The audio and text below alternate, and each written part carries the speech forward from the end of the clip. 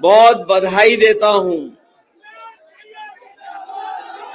और ये तीसरे चरण का चुनाव, वैसे तो पहला और दूसरा चरण जो हुआ है उसमें भारतीय जनता पार्टी का सफाया हो गया है, और ये जो तीसरा चरण का चुनाव होने जा रहा है, ये ऐसा चुनाव है कि बरेली से लेकर के हम लोगों के घर तक का चुनाव है। एक भी सीट यहां पर भारतीय जनता पार्टी कोई खाता नहीं खोलने वाली। और आंवला वालों को देख के तो लगता है कि इस बार का रिकॉर्ड बनाने जा रहे हैं यहां के लोग। ये कोई चुनाव सामान्य चुनाव नहीं है, ये चुनाव विशेष परिस्थितियों में हो रहा है। और जिस तरह कभी समुद्र मंथन हुआ था, उसी तरीके से ये 2024 का चुनाव संविधान मंथन का चुनाव है। एक तरफ तो वो लोग हैं जो संविधान को हटाना चाहते हैं, संविधान के भक्षक लोग हैं, और यहां जो मैदान में दिखाई दे रहे हैं वो तमाम वो लोग हैं जो संविधान की रक्षा कर करके संविधान को बचाना चाहते हैं। जो लोग नारा दे रहे थे 400 पार, जो लोग बड़ा बड़ा नारा दे रहे थे 400 पार, अब पहले दूसरे चरण के बाद वो नारा भूल गए हैं। जब से जनता ने कहा 400 हार, वो अपना भूल गए नारा।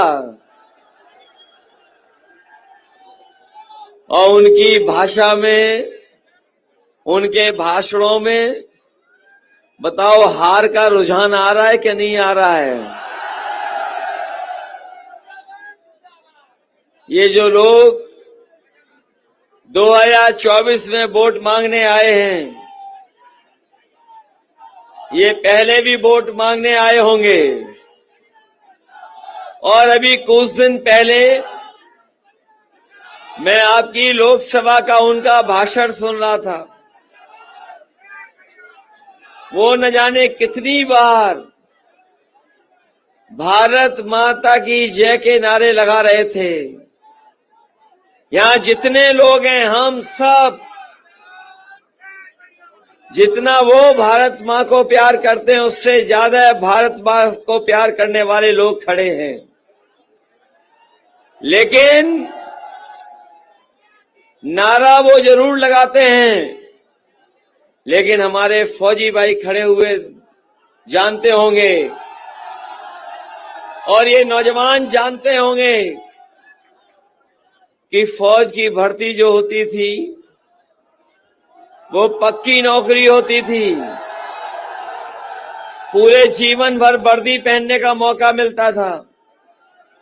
जो जवान जिस गांव में, जिस परिवार का फौज में चला जाता था, उस परिवार का आर्थिक सामाजिक स्तर बढ़ जाता था। लोग सम्मान की दृष्टि से देखते थे।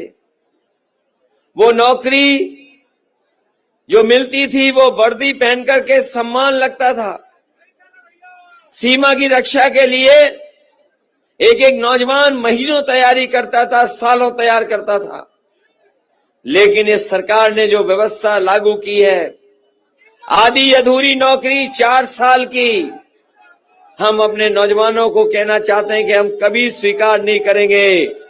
ये अग्निवीर वाली नौकरी, 4 साल की आधी अधूरी नौकरी, जब भी समाजवादी पार्टी और गठबंधन सत्ता में आएगा, इस अग्निवीर व्यवस्था को खत्म कर करके पहली जैसी भर्ती करने का काम ये इंडिया गठबंधन करेगा।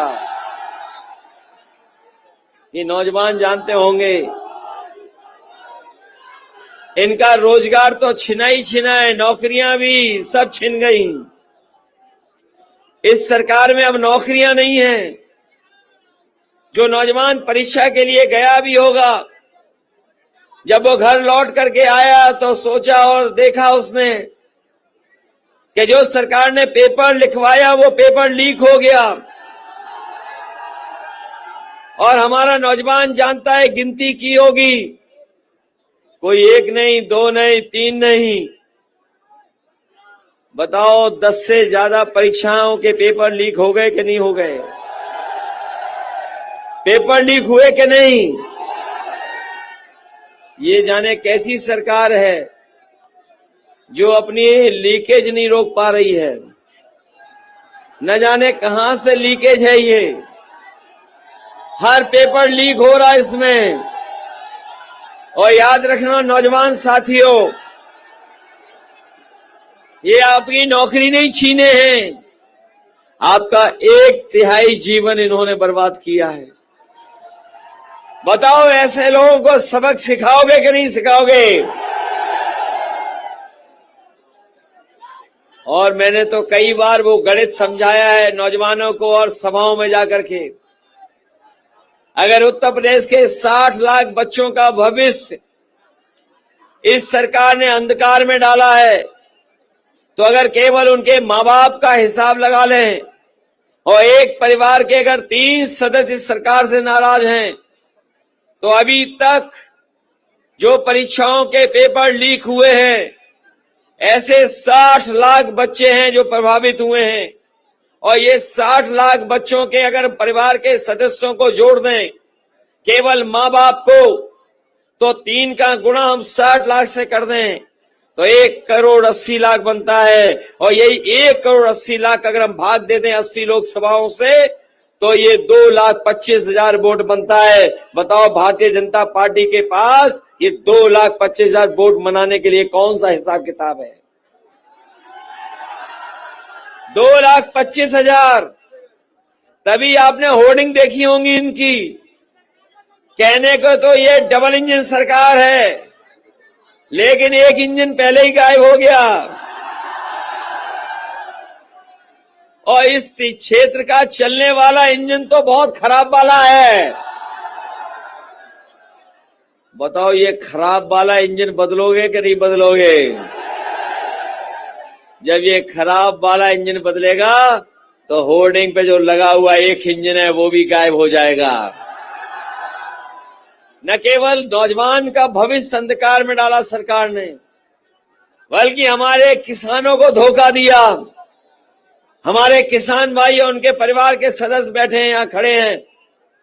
बताओ किसी किसान की आय 2 गुनी हो गई हो और महंगाई लगातार बढ़ती चली जा रही है, लागत बढ़ रही है, और जो कीमत मिलनी चाहिए हमारे किसान को वो इस सरकार नहीं दे पा रही। और यहाँ के किसानों ने, पूरे प्रदेश और देश के किसानों ने ऐसा भी समय देखा, उनकी फसल को छीनने के लिए, उनकी जमीन को छीनने के लिए ये 3 काले कानून लाए थे। हमारे किसान धरने पे बैठ गए थे, दिल्ली चले गए, सालों साल बैठे रहे, 1,000 से ज्यादा शहीद हो गए, लेकिन किसान नहीं हटे। तभी हटे जब सरकार ने 3 काले कानून वापस ले लिए। बताओ किसानों, आपको धोखा दिया सरकार ने क्या नहीं दिया? कोई आय 2 गुनी नहीं हुई और 10 साल में इनकी हर बात झूठी और हर वादा झूठा निकला। इनका हर वादा झूठा हुआ कि नहीं हुआ? और ये अब फिर आए हैं वोट मांगने।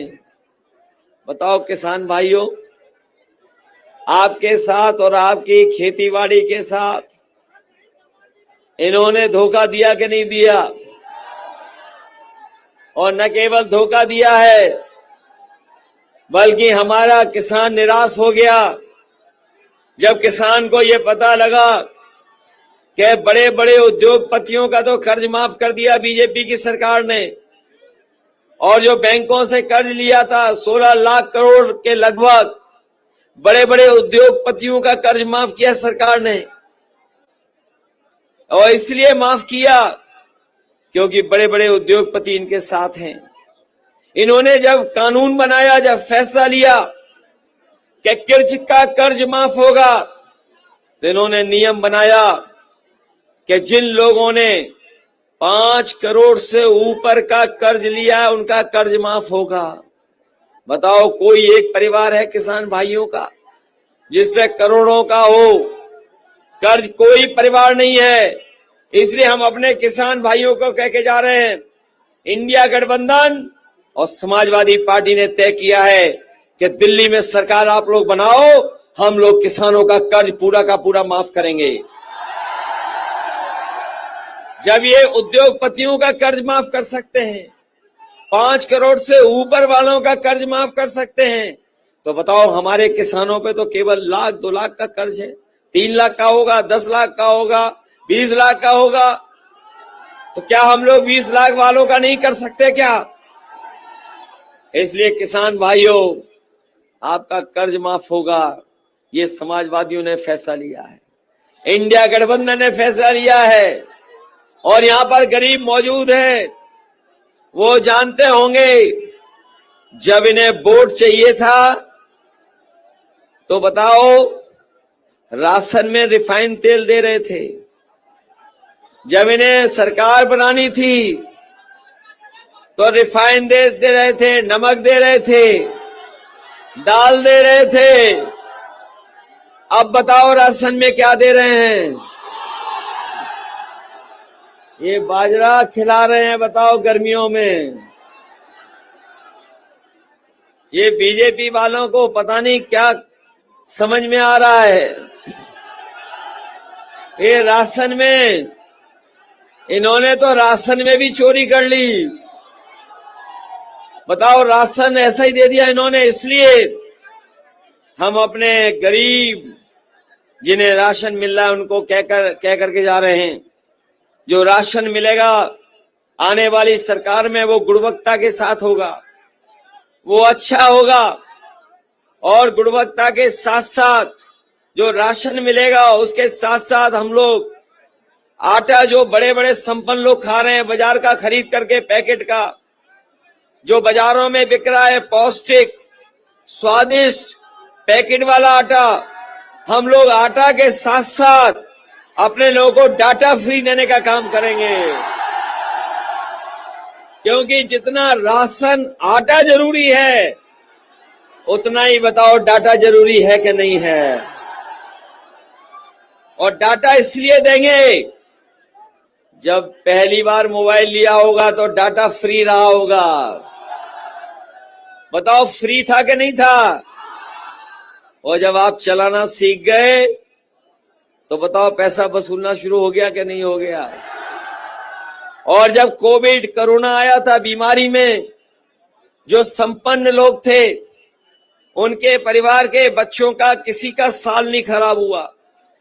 वो ऑनलाइन पढ़ाई कर लिए, कंप्यूटर से पढ़ लिए, मोबाइल से पढ़ लिए, उनके बच्चों का साल नहीं गया। लेकिन हमारे गरीब परिवार के बच्चों की पढ़ाई नहीं हो पाई, क्योंकि उसके पास ना अच्छा मोबाइल था, ना अच्छा कंप्यूटर था, ना लैपटॉप था। इसलिए उनके बच्चों का 1-1 साल 2-2 साल चला गया। और अभी आपने अखबारों में पढ़ा होगा, अमेरिका के एक बहुत बड़े व्यापारी जो कंप्यूटर के कारोबार करते हैं, कारोबार उनका कंप्यूटर का है, वो दिल्ली में आकर के प्रधानमंत्री से मिले थे। उन्होंने कहा कि भारत में जो टेक्नोलॉजी की वजह से जो लगातार संपन्न लोग टेक्नोलॉजी के साथ आगे बढ़ रहे हैं, जो डिजिटल डिवाइड पैदा हो रहा है, उसकी भरपाई होनी चाहिए। हम आपको कहना चाहते हो बड़ी खुशी के साथ कि कभी समाजवादियों ने गांव-गांव और अपने पढ़ने लिखने बच्चों को जो 12वां पास करके आगे जा रहे थे, उन्हें लैपटॉप बांट करके उनकी मदद करने का काम किया था। आज उसी तरह का लैपटॉप अमेरिका भी बांट रहा है अपने गरीब बच्चों को। हम लोगों ने लैपटॉप दिया, वो आज भी जहां होगा वो चल रहा होगा। हम लोगों ने इतना बड़ा लैपटॉप दिया, उसकी नकल कर ली बीजेपी ने, तो इतना कर दिया। और हमारा लैपटॉप दिया हुआ जब खुलता था तो नेताजी और हम लोगों की तस्वीर दिखती थी, उसकी भी नकल कर ली इन्होंने। लेकिन जब चलाते हो तो उंगलियां घिसते रहो, चलता ही नहीं है। बताओ खराब वाला दिया कि नहीं दिया? और नकल की कि नहीं की? इसलिए हम लोग डाटा फ्री देना चाहते हैं, जिससे हमारे गांव के परिवार के बच्चों को भी और जो आम लोग हैं जिन्हें जानकारी हासिल करनी हो, अरे परीक्षा के बारे में सूचना जानना हो, या कंप्यूटर या लैपटॉप या मोबाइल चलाना हो, इसलिए आटे के साथ साथ डाटा भी फ्री देने का काम करेंगे। ये जो एम्बुलेंस चलाई थी अपने गरीबों के लिए, आपके घर परिवार में गांव में तकलीफ होती थी तो एम्बुलेंस आपकी मदद करती थी, अस्पताल तक पहुंचाती थी। इस सरकार ने एम्बुलेंस भी खराब कर दी। हो गई खराब कि नहीं हो गई? और ये जो 100 नंबर दी थी पुलिस वाली गाड़ी, ये 100 नंबर जो हम लोगों ने दी थी, ये व्यवस्था इसलिए लागू की थी कि हमारे गरीब और गांव के लोगों को थाने और चौकी पे ना भागना पड़े। गरीब अगर परेशानी तकलीफ में हो तो जब वो 100 नंबर मिलाता था तो उसकी मदद के लिए 100 नंबर वाली गाड़ी पहुंच जाती थी। इस सरकार ने 100 नंबर 112 कर दिया, और जब से 112 किया, हमारे पुलिस के भाइयों को भी लगा कि जब 100 से 112 हो गया तो हमें भी अपनी रेट बढ़ा देना चाहिए। बताओ रेट बढ़ा दिया कि नहीं बढ़ा दिया? और जब बुलाते हो पुलिस को 100 नंबर से, तो बताओ दोनों पक्ष से वसूल लेते हैं कि नहीं वसूल लेते हैं? कमाल की सरकार है, अच्छी चीज को भी खराब कर दे रहे हैं। और अपने हम भाइयों से कहना चाहते हैं, याद होगा आपको, कोई नहीं जानता था कि अग्निवीर व्यवस्था लागू हो जाएगी 4 साल की। ये हमारे खाकी पहने हुए भाई लोग भी कभी कभी नाराज होते हैं हमसे। मैं इनको भी सूचना देना चाहता हूं, जानकारी देना चाहता हूं कि बीजेपी की सरकार आ गई, अभी तो फौज की 4 साल नौकरी की है, अगर दोबारा आ गई बीजेपी तो खाकी वालों की 3 साल की नौकरी हो जाएगी। ये कभी कभी पूछते हैं ये कैसे हो जाएगा, ये पूछते हैं कैसे हो जाएगा। मैंने कहा कि बताओ, क्या आपको पता था कि अग्निवीर व्यवस्था लागू हो जाएगी, 4 साल की नौकरी हो जाएगी? क्या पता था आपको? क्या आपको पता था कि सरकार के विभागों में आउटसोर्स और ठेके पे नौकरी हो जाएंगी? क्या आपको पता था कि हवाई जहाज बिक जाएंगे? क्या आपको पता था एयरपोर्ट बिक जाएंगे? पानी के जहाज भी बिक गए, LIC बिक गई, टेलीफोन कंपनियां बिक गई, सब बेच दिया इस सरकार ने। और बताओ आधी रात नोटबंदी हो गई थी, क्या पता था आपको? तो सोचो 4 साल से की नौकरी 3 साल की हो जाएगी। आज के बाद ये भी सोचेंगे और आपकी मदद करेंगे, याद रखना आप लोगों की। इसलिए आप लोगों से हम सहयोग और मदद मांगने आए हैं, सहयोग और मदद मांगने आए हैं। ये चुनाव केवल हमारा आपका नहीं है, ये चुनाव हमारे आपके आने वाली पीढ़ी के भविष्य का चुनाव भी है। ये लोग आ गए तो संविधान को खत्म कर देंगे। बताओ संविधान और जान के पीछे पड़े हैं कि नहीं पड़े? ये लोग संविधान तो बदलना ही चाहते हैं। और बताओ जो वैक्सीन लगा दी उससे जान को खतरा पैदा हुआ कि नहीं हुआ? तो एक तरफ संविधान बचाना है और दूसरी तरफ जो जान हमारी इन्होंने खतरे में डाल दी, उसके खिलाफ भी मतदान करना है। कभी सोचो जाकर के, आप सोचना घर जाकर के, जिनके पास सर्टिफिकेट है वो देख करके चिंता में उलझ गए हैं कि कहीं हम ना बीमार हो जाएं। बताओ ये बात आ गई कोर्ट से कि नहीं आ गई? कि ये जो वैक्सीन उन्होंने लगवाई है 80% लोगों को वो ऐसी है कि कहीं ना कहीं बीमारी हो सकती है। हमने तो बीजेपी की नहीं मानी और ना हमने वैक्सीन लगवाई। हम जानते हैं हमारे जैसे कुछ लोग होंगे, लेकिन बीजेपी ने सबको लगवा दी। अब वो सर्टिफिकेट देख करके इनके खिलाफ वोट डालने जा रहे हैं। और न केवल वो लोग, बताओ इलेक्टोरल बॉन्ड से इनकी पोल खुल गई कि नहीं खुल गई? कोई चंदा देता है तो थोड़ा बहुत देता है, बताओ इन्होंने वसूली की कि नहीं की? अभी आए थे दिल्ली वाले, बड़े बड़ी भाषण देके गए, बड़ी बड़ी बातें करके गए भ्रष्टाचार पे। बताओ जब से जनता इलेक्टोरल बॉन्ड के बारे में जान गई, बीजेपी वालों का बैंड बज गया कि नहीं बज गया?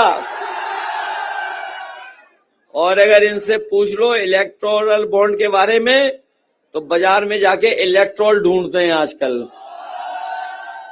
इन्हें चक्कर आने लगे हैं, इलेक्टोरल बॉन्ड के बारे में नहीं जानकारी दे रहे हैं। और याद रखना, जिनसे पैसा वसूला है उसी की वजह से महंगाई है, उसी वजह से आपको महंगाई का सामना करना पड़ रहा है। आप खुद सोचिए कि जिनसे 1000 करोड़ रुपए वसूलेंगे, 500 करोड़, 600 करोड़, 300 करोड़, इस तरह का जिनसे पैसा वसूलेंगे, बताओ वो मुनाफा कमाएंगे कि नहीं कमाएंगे? ये बीजेपी वाले मुनाफा कमाने दे रहे हैं। इन्होंने जो भ्रष्टाचार किया उसकी वजह से महंगाई है। बताओ हर चीज महंगी हो गई कि नहीं है?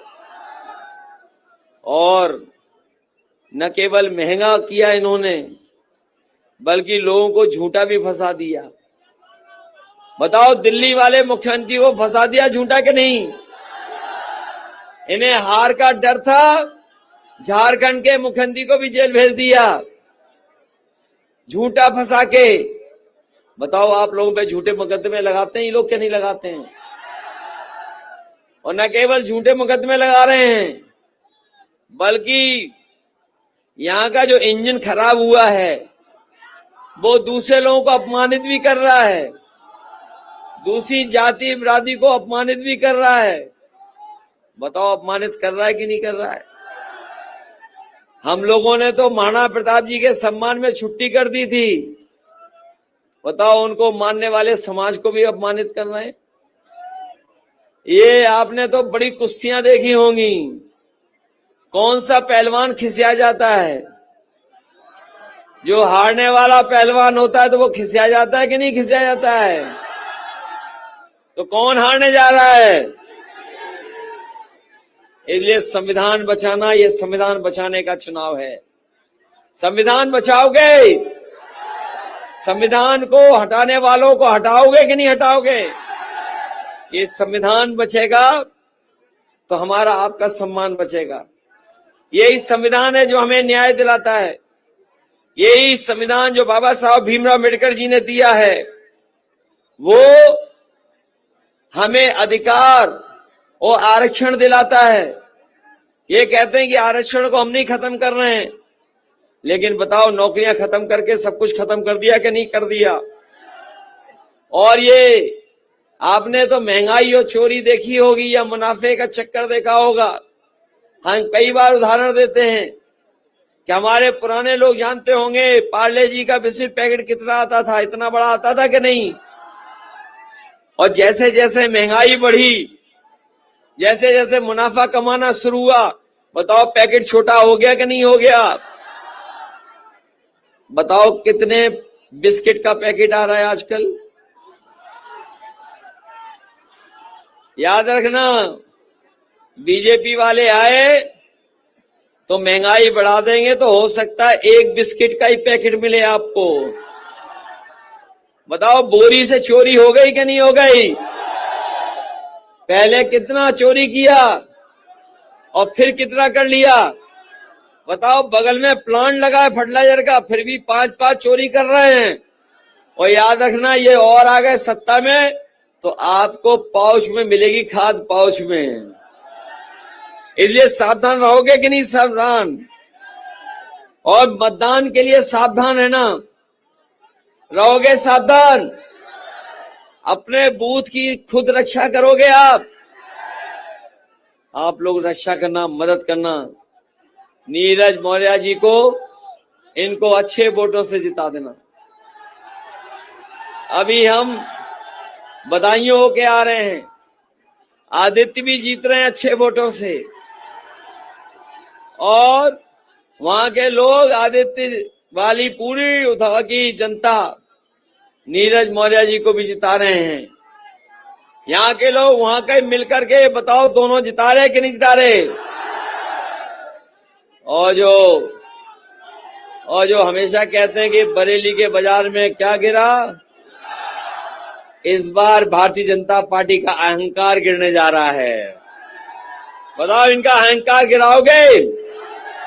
इस बार बरेली वाले, आमला वाले भारतीय जनता पार्टी का अहंकार गिराने जाने हैं। बहुत बहुत धन्यवाद, बहुत बहुत आभार प्रकट करता हूं, इस उम्मीद, इस भरोसे के साथ कि आप सब लोग मिलकर के नीरज मौर्य जी को जिताएंगे, इंडिया गठबंधन और समाजवादी पार्टी की मदद करेंगे। न केवल यहां हम दिखाई दे रहे हैं, लेकिन तमाम नौजवान हैं जिनके बाजुओं में दम है, वही खंबे पे चढ़ जाते हैं। अगर इन्हें सही समय पर नौकरी मिल जाती तो ये वर्दी पहन करके सीमा की रक्षा करते। इन्हें नौकरी नहीं मिली तो हमारी सभा में भी आए हैं, और देखिए ताकत दिखा अपने हाथ की के चढ़ गए ऊपर। बहुत धन्यवाद आपका।